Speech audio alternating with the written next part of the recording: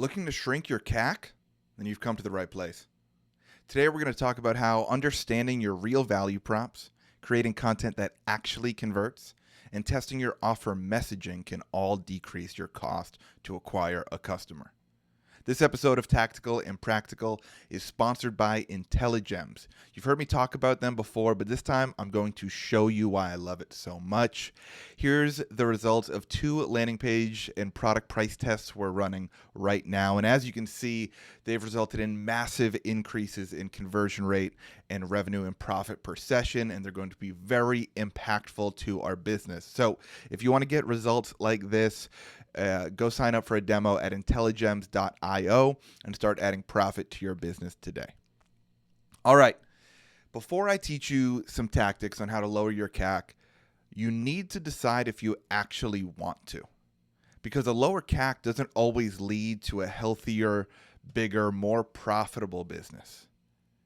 Let me prove it to you. I could cut your advertising spend in half today, and your CAC tomorrow would look great. But that wouldn't help you grow. I could run a 60% off site-wide sale, and your CAC would look amazing, but you wouldn't be profitable. I could only focus on selling the cheapest products on your website, and you'd have a lower customer acquisition cost. But that wouldn't help you in the long run build a healthy, profitable, respected brand. So please take this as a warning. Do not do whatever it takes to decrease your CAC because it can result in some really bad behavior. If a lower CAC also means a lower LTV, AOV, or gross margin or revenue and profit per session go down, then you could be hurting your business a lot more than you're helping it. So if you haven't listened to the previous episode called Defeat Rising CAC by Increasing Your AOV and LTV, go back and listen to that episode right now. Working towards increasing those metrics of customer value is often easier to accomplish and more beneficial if your goal is to build a long-lasting, profitable brand.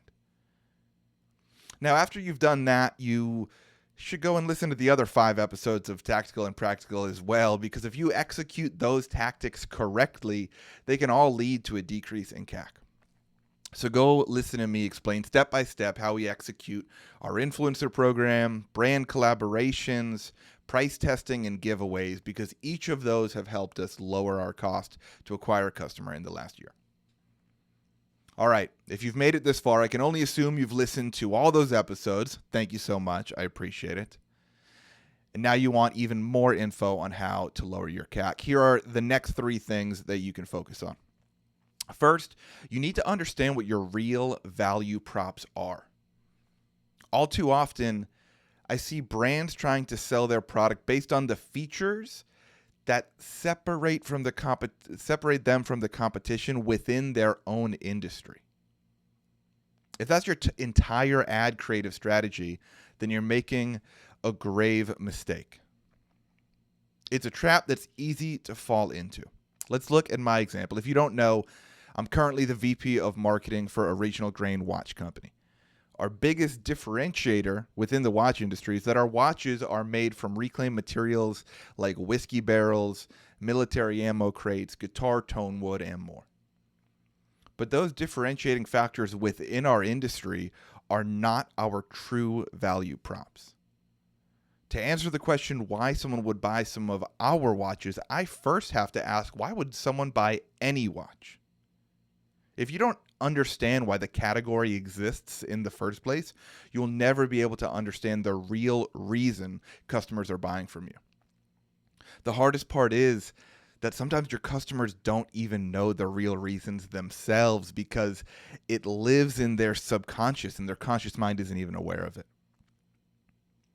When a guy buys a watch for himself, whether it's from Rolex or Original Grain, he would never tell you that he's buying it because he's just a little bit insecure and because he craves the respect, admiration, and acceptance of his peers. But that's the reason he bought that watch. And that's no insult to guys that buy watches. Every man has the desire to be respected by his tribe. It's been hardwired into our brains for thousands of years. Now, Rolex and Original Grain both have to sell the idea that their respective watches will give that man the type of respect and admiration they crave. Rolex sells high status and luxury, and they have high-performing businessmen and athletes and rappers that rep their brand. People who wear Rolex wear it as a symbol of wealth and success. Original Grain sells the idea that the men who wear our watches are storied and unique and rugged, and they're deeply passionate and knowledgeable about the things they matter to them. The things that matter to them. Like the whiskey they drink, the guitars they play, or the time they spent serving their country. We're both selling to that core desire men have for positive self-esteem. We're just selling a different flavor of it. That's how you unlock your real value props. Figure out why your category even exists in the first place. Study how the best brands in your category are appealing to the emotions of their customers, and figure out your flavor or your version of it. Now, after you've figured that out, you need to create content that appeals to those emotions. The Rolex brand is plastered over every Formula One race and major golf and tennis tournaments to be associated with those high-performing athletes and the wealthy fans of those sports. At Original Grain, we go to content shoots at the biggest and best distilleries in the world with cowboys and rugged outdoorsmen and whiskey aficionados to show our version of aspirational content. You need to figure out what your customers want the outcome of their purchase decision to be, and you need to bring that outcome to life in the content you produce across every layer of your marketing funnel. This doesn't just apply to visual creatives. You need to test headlines and messages just as often as you're testing images and designs. See, we can't just run an ad that says, hey, do you want to stop being insecure and start being respected? Well, then buy this watch. No one would respond to that ad. They'd hate it. Like I said, these emotions aren't always realized, or these decisions aren't always made by the conscious mind. They live in our subconscious. That's why customers can't always tell you the real reasons why they made a purchase. So we need to lead our customers to the feeling of being respected and admired by wearing our watches without hitting it on the nose too hard. There's a headline format that's helped us do that this year, and it's worked incredibly well for us. But don't just take it from me. I've seen 9-figure brands in our own little e-com world take it and tweak it for their own use. And this year, I even had the opportunity to write a version for a billion-dollar brand. And I won't say their name, but it's one of the most iconic brands in the world. The format goes like this, for us at least: adjective and adjective, just like the men who wear it. Smooth and unique, just like the men who wear it. Rugged and dependable. Classic and responsible, just like the men who wear Original Grain watches. Speaking positively about the men who rep our brand aligns with the aspirational view our customers have of themselves already. So when I say smooth and unique, they feel like I'm already describing who they are. Write your own version of copy that appeals to who your customers want to be. Split test it across your ads, emails, and LPs, and I promise you will find a winning combination to help decrease your CAC.